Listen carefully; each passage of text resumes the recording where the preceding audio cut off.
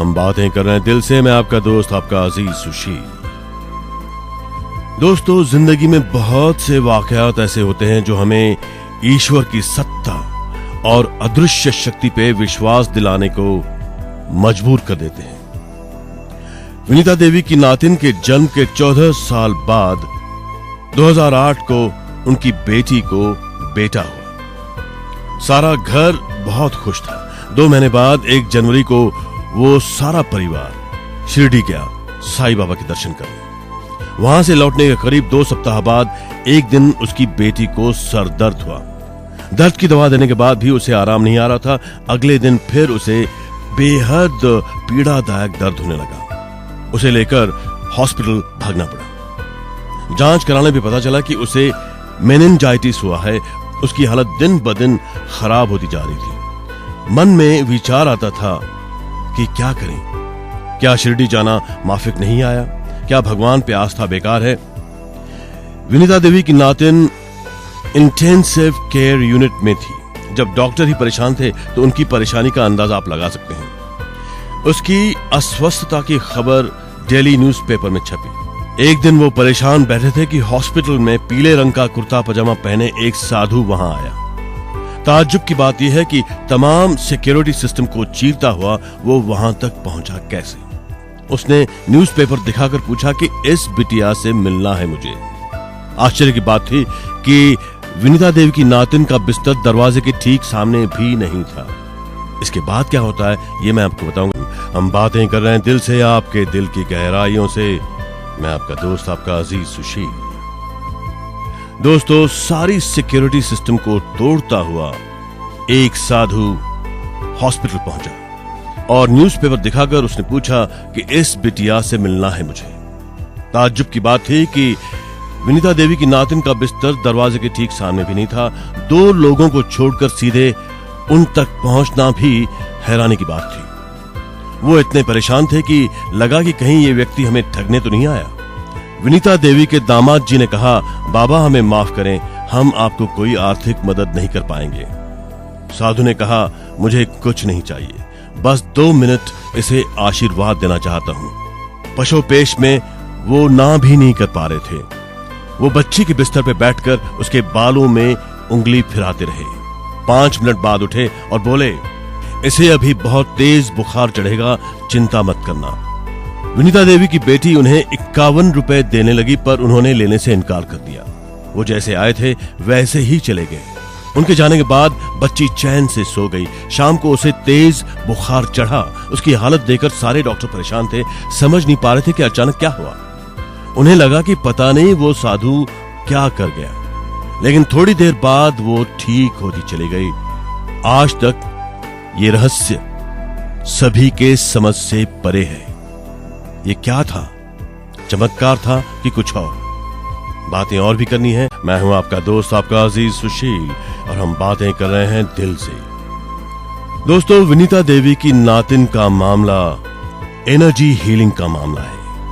Energy healing का इतिहास सदियों पुराना है। इस सिस्टम में बीमार व्यक्ति के आसपास की नकारात्मक सिचुएशंस में बदलाव लाया जाता है। हीलिंग कई लेवल्स पे दी जाती है। नॉर्मल एनर्जी हीलिंग में हीलर अपनी पॉजिटिव एनर्जी को संचालित कर मरीज के आभा मंडल में, ऑरा में प्रवेश करा देते हैं। दोस्तों, यहां प्रार्थना की शक्ति भी काम करती है, जिसमें हीलर प्रार्थना करता है कि मरीज ठीक हो जाए, स्वस्थ हो जाए। ये 3 लेवल का प्रोसेस होता है, ट्रीटमेंट होता है, जो कि मरीज, हीलर और अदृश्य शक्ति के बीच घटता है। इस ट्रीटमेंट में सबसे पहले रोगी के ऑरा को ठीक किया जाता है, जिसमें वो हीलिंग स्वीकार करने योग्य हो जाए। इसके बाद आभा मंडल पे ध्यान केंद्रित किया जाता है। ऊर्जा ग्रहण करने वाले व्यक्ति के आभा मंडल और मस्तक पे ऊर्जा को प्रवाहित किया जाता है, एक फ्लो बनाया जाता है। ये प्रवाह, ये फ्लो मरीज को महसूस होता है। इस ट्रीटमेंट में, इस विधि में अपनी तर्क बुद्धि के बजाय अंतर आत्मा की आवाज पे ध्यान देना पड़ता है। जटिल समस्या के समाधान के लिए बीमार व्यक्ति के ऑरा में भी हाथ डालना पड़ता है। इससे आपके हाथ से हीलिंग का प्रभाव सक्रिय होकर मरीज पे पॉजिटिव असर डालता है। दोस्तों, ये एनर्जी हीलिंग का मामला सदियों पुराना है। हम बातें कर रहे हैं दिल से, मैं आपका दोस्त, आपका अजीज सुशील। दोस्तों, एक बात का जिक्र लगातार किया जाता है कि हमारे आसपास कुछ अदृश्य सहायक शक्तियां मौजूद रहती हैं। जरूरत पड़ने पर वो मदद के लिए मौजूद रहती हैं, उपस्थित हो जाती हैं। देवदूत या एंजल भी इन्हीं में से एक हैं। इन्हें भगवान का मैसेंजर भी कहा जाता है, संदेशवाहक भी कहा जाता है। माइथोलॉजी के अनुसार ये शुद्ध आत्माएं होती हैं जो जन्म मरण के चक्र से मुक्त होती हैं। ऐसे कई मिसाल मिले हैं जिसमें मनुष्य के रूप में ही कई व्यक्ति इस तरह मौजूद होकर सहायता कर देता है, जिसका पता हमें बाद में चलता है। विनीता देवी की नातिन को ठीक करने के लिए ऐसा ही हीलर व्यक्ति आया।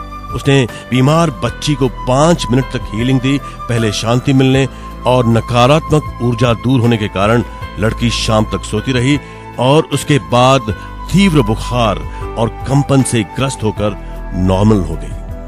कोई भी चीज अपना स्थान छोड़ती है तो उथल पुथल होना नेचुरल है। दोस्तों, बातें बहुत सारी करनी है। हम बातें कर रहे हैं दिल से, मैं आपका दोस्त, आपका अजीज सुशील। दोस्तों, कभी कभी व्यक्ति को ऐसे अनुभव होते हैं जिनकी भौतिक जगत के ज्ञान के आधार पर स्पष्ट व्याख्या नहीं की जा सकती, उसे डिफाइन नहीं किया जा सकता और कई बार वो ऐसे अनुभवों का साक्षी होता है। हरिओम हरिओम की तेज ध्वनि वातावरण में गूंज रही थी और कैलाश की माताजी ने सोचा कि उतनी ऊंची आवाज में तो उनके पति मंत्रोच्चार कभी नहीं करते। जब उनसे रहा नहीं गया तो उन्होंने अपने पति से पूछ ही लिया, आखिर इतना तेज क्यों बोल रहे हैं? उनके पति के चेहरे पे उस समय अलौकिक चमक थी। वो बिल्कुल धीमे स्वर में बोले, देखो सामने मेरे प्रिय मुझे लेने आए हैं। चारों तरफ कितनी तेज रोशनी है, मेरा शरीर हल्का हो रहा है। इसके फौरन बाद ही वो शांत हो गए। उनके चेहरे पे शांति और बच्चे के समान एक मासूम मुस्कान थी। कैलाश और उनकी मां तब भी नहीं समझ सके कि आखिर हुआ क्या। जांच करने के बाद पता चला कि उनके पिताजी प्राण त्याग चुके थे। कैलाश और उनकी मां ये नहीं समझ पाए कि आखिर हुआ क्या था। क्या हुआ था ये मैं आपको बताऊंगा। हम बातें कर रहे हैं दिल से, मैं आपका दोस्त, आपका अजीज सुशील। दोस्तों, कैलाश और उनकी मां को ये पता नहीं चल रहा था कि आखिर हुआ क्या। चेक करने के बाद उन्हें पता चला कि कैलाश के पिताजी ने प्राण त्याग दिए थे। दोस्तों, खास प्रोग्राम के लिए अचानक कैलाश को दिल्ली आना पड़ा था। रात को पिताजी से बात हुई। वो सेंटिमेंटल होकर कहने लगे कि अपने जीवन के मकसद को पूरा करना, गायन के क्षेत्र में बुलंदियां हासिल करना। आमतौर पर कैलाश के पिताजी धीमे सुर में बोलते थे, लेकिन उस दिन उनके तेज उच्चारण पे कैलाश की माताजी को हैरानी हुई और वो पूछने लगी, जबकि पिताजी उस समय किसी दूसरी दुनिया में विचरण कर रहे थे। सिर्फ शरीर कैलाश और उनकी माताजी के सामने था।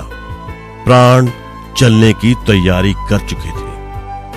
उनके पिताजी जो कह रहे थे वो भी किसी को लक्ष्य करके नहीं, बल्कि अपने आप से कह रहे थे। लेकिन ये आभास कैलाश को अब होता है। इस आभास का मतलब क्या है, इसका विश्लेषण क्या किया गया है, ये मैं आपको बताऊंगा। हम बातें कर रहे हैं दिल से, मैं आपका दोस्त, आपका अजीज सुशील गजवानी। दोस्तों, मनुष्य जीवन में 2 ही स्थितियों को स्वयं व्यक्त नहीं कर पाता है। एक जन्म, क्योंकि उस समय वो स्वयं अबोध होता है। दूसरी मृत्यु, जिसका वर्णन करने के लिए वो शेष नहीं रहता। आखिर जीवन और मृत्यु क्या है, इस बात पे लंबे समय से रिसर्च चल रहा है। अंत आखिर किस चीज का होता है? अगर शरीर नश्वर है तो शरीर और मन प्राण को कौन संचालित करता है? हमारे ऋषि मुनियों ने मृत्यु को गहन विश्राम यानी निद्रा की स्थिति माना है। इसी तरह निद्रा को भी अल्प मृत्यु माना जाता है। कैलाश खेर के पिताजी का अनुभव मरणासन व्यक्ति का अनुभव है जिसे बिरले व्यक्ति ही महसूस और अभिव्यक्त कर पाते हैं। दोस्तों, ऐसा माना जाता है कि मृत्यु की प्रथम अवस्था में व्यक्ति भयंकर शारीरिक और मानसिक यंत्रणा में गुजरता है। इस अवस्था में क्या होता है ये मैं आपको बताऊंगा। Hello and welcome again. मैं हूं आपका दोस्त, आपका अजीज सुशील, और हम बातें कर रहे हैं दिल से। दोस्तों, ऐसा माना जाता है कि मृत्यु की प्रथम अवस्था में व्यक्ति भयंकर शारीरिक और मानसिक यंत्रणा में गुजरता है। इस अवस्था में व्यक्ति के अंगों पर से मस्तिष्क द्वारा किया जाने वाला नियंत्रण खत्म होने लगता है। चेतना के तीनों केंद्र नाभि, हृदय और मस्तिष्क में पीड़ा आरंभ हो जाती है और नाभि हृदय को प्रभावित करती है। उसके सांस लेने छोड़ने की क्रिया भी समाप्त हो जाती है। मृत्यु की इस दूसरी अवस्था में व्यक्ति की आंतरिक चेतना बनी रहती है। योग शास्त्र में इसे मृत्यु मूर्छा कहते हैं। इसी अवस्था से पहले व्यक्ति को विचित्र अनुभव होते हैं। इस प्रकार के अनुभव में व्यक्ति की दिवंगत प्रिय लोगों से मुलाकात होती है। अद्भुत दृश्य, रोशनी, आनंददायक अनुभव उससे मृत्यु की भयंकर यातना से मुक्ति दिलाते हैं।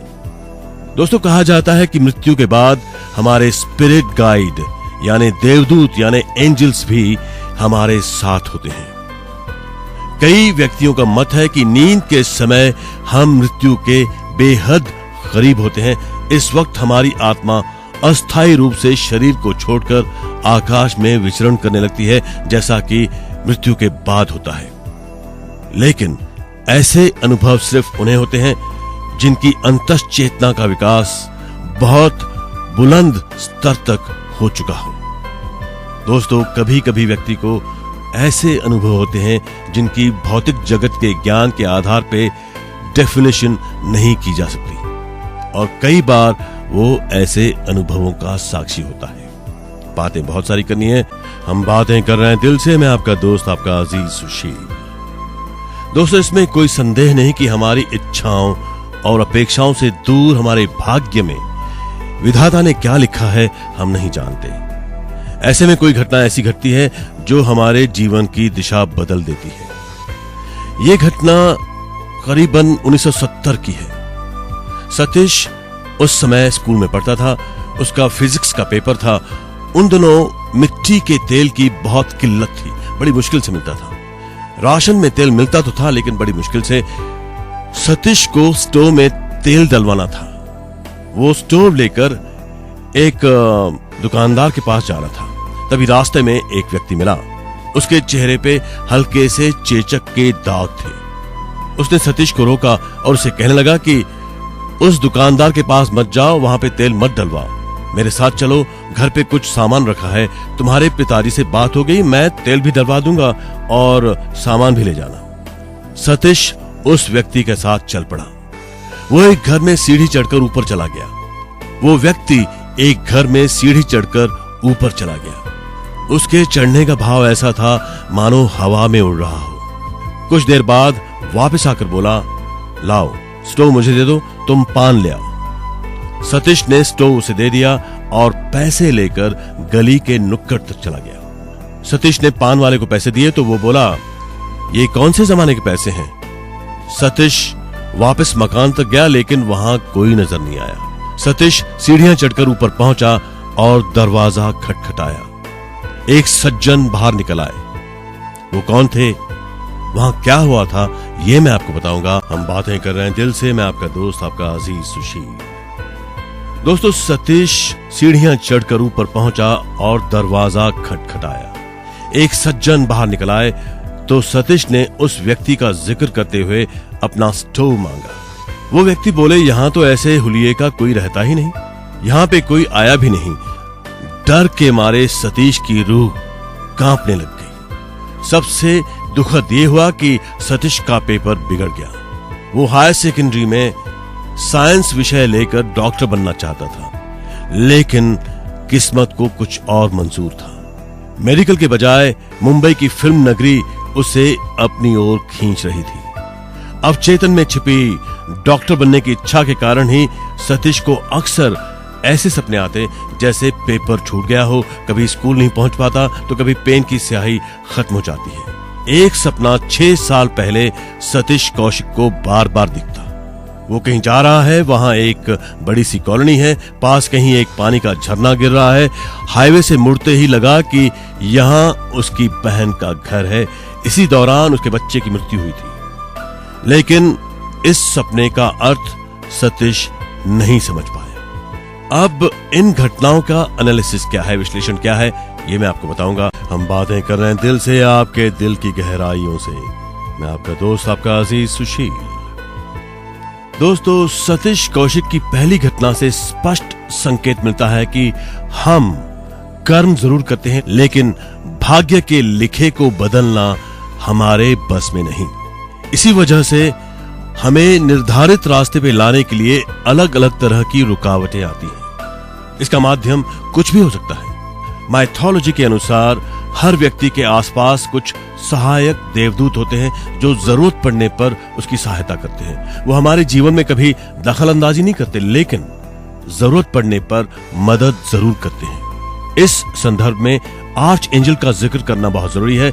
इनकी प्रमुख जिम्मेदारी भगवान का संदेश मनुष्य तक पहुंचाने की होती है। इसी तरह हमारे ईस्टर्न माइथोलॉजी में देवदूत होते हैं जो हमारे जीवन में रोशनी लाते हैं ताकि सही रास्ते का चुनाव कर सके। हमारे सपने हमें क्या कहते हैं, क्या कम्युनिकेट करते हैं, इस पे बातें और भी करनी है। हम बातें कर रहे हैं दिल से। मैं आपका दोस्त, आपका अजीज सुशील। दोस्तों, अगर कोई सपना बार बार आए तो ये हमें सतर्क करने वाला होता है। एग्जाम्स में फेल होने का अर्थ होता है कि आपने गलत रास्ते का चुनाव किया है या आपकी ऊंची महत्वाकांक्षाएं आड़े आ रही हैं। अपना कोर्स या अपनी दिशा बदल लें। आप पास हो जाएंगे और आपकी इच्छाएं भी पूरी होंगी। सतीश कौशिक का दूसरा सपना महत्वपूर्ण संकेत दे रहा है। नॉर्मली हाईवे देखना कठिनाई का सूचक होता है, लेकिन सतीश हाईवे से बाईं तरफ टर्न लेते हैं और आसपास ही अपनी बहन के घर का एहसास करते हैं। हाईवे देखने का कष्ट उन्होंने बच्चे के खोने के रूप में पाया, जिसका कोई अंत नहीं है। लेकिन बाईं ओर मुड़ना और एक कॉलोनी और झरना देखना खुशियों का सूचक है। दोस्तों, इसमें कोई शक नहीं कि हमारी इच्छाओं और अपेक्षाओं से दूर हमारे भाग्य में विधाता ने क्या लिखा है हम नहीं जानते। ऐसे में कोई घटना ऐसी घटती है जो हमारे जीवन की दिशा ही बदल देती है। बातें बहुत सारी करनी है। हम बातें कर रहे हैं दिल से। मैं आपका दोस्त, आपका अजीज सुशील। दोस्तों, किसी भी घटना के होने से पहले सपने में या किसी और तरह से उसे घटते देखें और बाद में उसके होने पे अचंभित रह जाएं। ये याद करने की कोशिश करें कि जो देखा था वो क्या था। कुछ ऐसा ही अनुभव हुआ मीता को। दोस्त की बात सुनकर मीता बेहद हैरान हुई। रात को चोर उसके ड्राइंग रूम की खिड़की का शीशा काटकर उसका महंगा स्टीरियो सिस्टम चुरा कर ले गए। जिस समय चोरी हुई उस वक्त बारिश हो रही थी। इस मामूली सी बात से मीता के रोंगटे खड़े हो गए, क्योंकि उस रात उसके साथ भी विचित्र अनुभव हुआ। ये घटना लगभग 16 साल पुरानी है। उस वक्त वो चंडीगढ़ में रहते थे। रात को सोते समय अचानक मीता की आंख खुल गई। उसे बड़ी घबराहट महसूस हो रही थी। वो उठकर ड्राइंग रूम में आई। बाहर काफी देर तक खिड़की के पास खड़ी रही। जहां वो खड़ी थी वहीं उस वक्त का लेटेस्ट मॉडल का स्टीरियो रखा हुआ था। कुछ एलपी रिकॉर्ड भी रखे हुए थे। उसने उन्हें छुआ और कमरे में वापस जाकर सो गई। अगले दिन सुबह उसकी दोस्त ने आकर यह किस्सा बताया। उस रात बारिश भी बहुत कम देर के लिए हुई थी, लेकिन उसने पानी बरसता देखा था और उसके पास कोई स्टीरियो नहीं था। उस रात घबराहट में उठना और बेचैनी अनुभव करना आज भी उसे हैरान कर देता है। आखिर मीता के जागने और चोरी का समय एक होने के बीच रहस्य क्या था, इस पे बातें करेंगे। हम बातें कर रहे हैं दिल से। मैं आपका दोस्त, आपका अजीज सुशील गजवानी। दोस्तों, ऐसी ही एक और घटना मीता को याद आती है। मीता के एक परिचित हैं, उनसे बातचीत करते हुए जाने अनजाने उन्होंने एक दूसरे के मेल आईडी और पासवर्ड भी जान लिए। सब कुछ नॉर्मल था, लेकिन मीता को अंदर से कुछ महसूस हो रहा था कि उससे कहीं कुछ छुपाया जा रहा है। उसने इस बारे में उनसे पूछा भी, लेकिन उन्होंने कहा कि ऐसी कोई बात नहीं है। एक रात को सोते समय मीता को ऐसा लगा जैसे किसी ने उसके कान में कहा कि कंप्यूटर खोलो एंड गो टू ट्रैश। उसने फौरन उठकर कंप्यूटर खोला और ट्रैश में देखा। वहां जो सामग्री थी उससे उसका शक यकीन में बदल गया। वो सब मीता के महत्वपूर्ण और कॉन्फिडेंशियल डॉक्यूमेंट्स थे। उसने इन सारे कागजों का प्रिंट आउट निकाला और अगले दिन अपने परिचित के सामने रख दिया। आखिर किसने मीता को अलर्ट किया और खबरदार किया? ये रहस्य आज भी अनसुलझा ही है। आज भी मीता को पता नहीं चल रहा कि किसने उसे अलर्ट किया। इसका एनालिसिस करेंगे। मैं हूं आपका दोस्त, आपका अजीज सुशील, और हम बातें कर रहे हैं आपके दिल की गहराइयों से। दोस्तों, मीता की इन दो घटनाओं से एक बात स्पष्ट है कि मीता में अतीन्द्रिय अनुभव की क्षमता बेहद तीव्र है। वो इस अतीन्द्रिय बोध के कारण अक्सर कई घटनाओं को होने से पहले ही देख लेती है। इस घटना को एक्स्ट्रा सेंसरी परसेप्शन भी कहते हैं, ESP भी कहते हैं। इस प्रक्रिया में व्यक्ति पांचों इंद्रियों की सहायता के बिना ही अचेतन के द्वारा सूचना पा लेता है। यह विषय सदियों से चर्चा का विषय रहा है और इस पे काफी रिसर्च भी हुआ है। तो दोस्तों, क्या सचमुच व्यक्ति इस तरह से सूचना प्राप्त कर सकता है? बातें करेंगे। हम बातें कर रहे हैं दिल से। मैं आपका दोस्त, आपका अजीज सुशील। दोस्तों, क्या सचमुच व्यक्ति इस तरह से सूचना प्राप्त कर सकता है? अतीन्द्रिय प्रत्यक्षण को 1930 में डॉक्टर JB राइन ने ESP का नाम दिया। ESP का मतलब है एक्स्ट्रा सेंसरी परसेप्शन। ESP को 4 लेवल पे बांटा गया है, जिसमें से एक है पराचित बोध यानी टेलीपैथी। किसी घटना के पूर्वाभास को प्रीकॉग्निशन कहते हैं। मीता में टेलीपैथी और प्रीकॉग्निशन की क्षमता है। इसी के कारण वो अपने जीवन की अनेक उलझनों को पहले से समझ सके। टेलीपैथी में एक व्यक्ति को विचारों और भावनाओं को ट्रांसमिशन तरंगों द्वारा दूसरे व्यक्ति तक पहुंचाया जा सकता है। प्रीकॉग्निशन में व्यक्ति किसी घटना को घटने से पहले ही समझने लगता है और उसका एहसास करता है। यह एक अतीन्द्रिय संदेश है, जिसे अंतरात्मा की आवाज भी कहते हैं। इसे किसी भी व्यक्ति, स्थान और वस्तु से जोड़ा जा सकता है। इस प्रक्रिया में पूरी घटना का आंशिक पूर्वाभास हो जाता है। कई बार किसी वार्तालाप को सुनकर लगता है कि इसे पहले भी सुना है। किसी जगह को देखकर लगता है कि इसे पहले भी कहीं देखा है। इसे डेजा वू कहते हैं, जिसका फ्रेंच में अर्थ है सीन बिफोर, पहले भी देखा है। दोस्तों, किसी भी घटना के होने से पहले सपने में या किसी और तरह से उसे घटते देखें और बाद में उसके होने पे अचंभित रह जाएं। ये याद करने की कोशिश करें कि जो देखा था वो क्या था। तभी तो मैं कहता हूं दोस्तों, हमेशा अपने दिल की बात सुनो, क्योंकि दिल आखिर दिल है। दिल आपका आईना है। अपने दोस्त, अपने अजीज सुशील गजवानी को इजाजत दीजिए। गुड नाइट, शुभ रात्रि, शब्बा खैर।